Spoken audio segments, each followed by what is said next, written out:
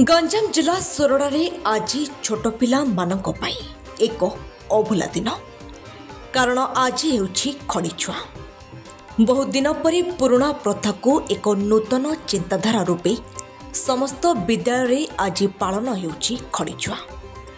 नूतन सरकार आसिबा परे मुख्यमंत्री को घोषणा पर आज राजधानी आरंभ करी पुरपल्ली रे थिबा विद्यालय नूतन प्रवेशिका छात्र छात्री को फूल चंदन दे स्वागत जणाइबा सहित खड़ीछुआ कार्यक्रम अनुष्ठित होइछि। एही प्रथा आस्ते आस्ते लोप पाइजिबा स्थले पुणी एहाकु उज्जीवित होइतिबा जोगु विद्यालय और छात्र छात्री माने सरकार को धन्यवाद जणाइछन्ति। गंजाम जिला सोरडा ब्लॉक गोपालपुर शासन रे थिबा बांछानिधि खाड़ंगा संयुक्त उच्च विद्यालय सीआरसीसी प्रधान शिक्षक शिक्षयित्री सहित छात्र छात्री मानक उपस्थित कार्यक्रम अनुष्ठित होइछि। मो नाम मणिरंजन साहू बांछानिधि खाड़ंगा संयुक्त उच्च विद्यालय भारप्राप्त प्रधान शिक्षक।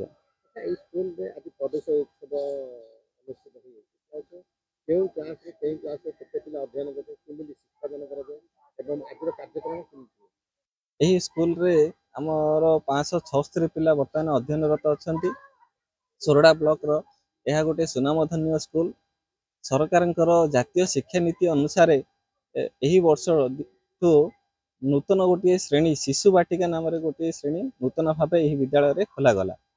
से 5 वर्ष रु 6 वर्ष भितर शिशु मानकर नूतन भाव नाम लिखाଯିब और 6 वर्ष रु प्लस जार होती से शिशु मान प्रथम श्रेणी में नाम लिखाଯିब। तेणु सरकार यही जो शिक्षा नीति अनुसार पिला माने उपकृत हेबे बोली मोर आशा विश्वास अच्छी। से मानकर अध्ययन आग को बढ़िया आमर विद्यालय सदाबले चेष्टित अच्छी।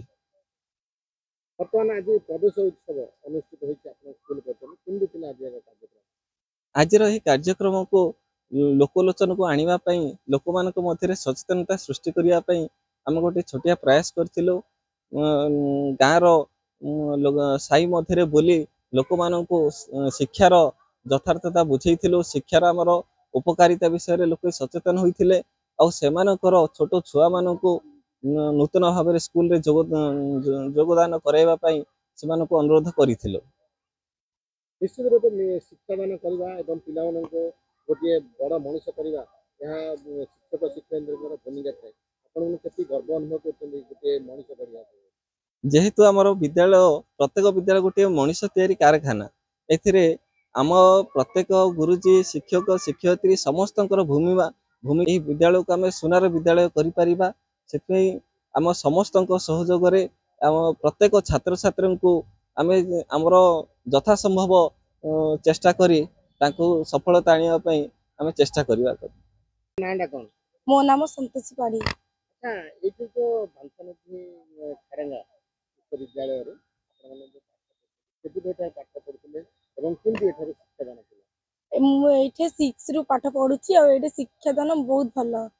वर्तमान को क्लास रे पाठ पढुछन? मु बे 10th रे पढिली।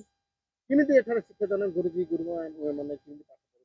किमिति एठारे संस्कार केमि होय? शिक्षक माने तो बहुत भलो पाठ पढुतिले और सोरडारो मनोरंजन अधिकारी रिपोर्ट सकाळ खबर।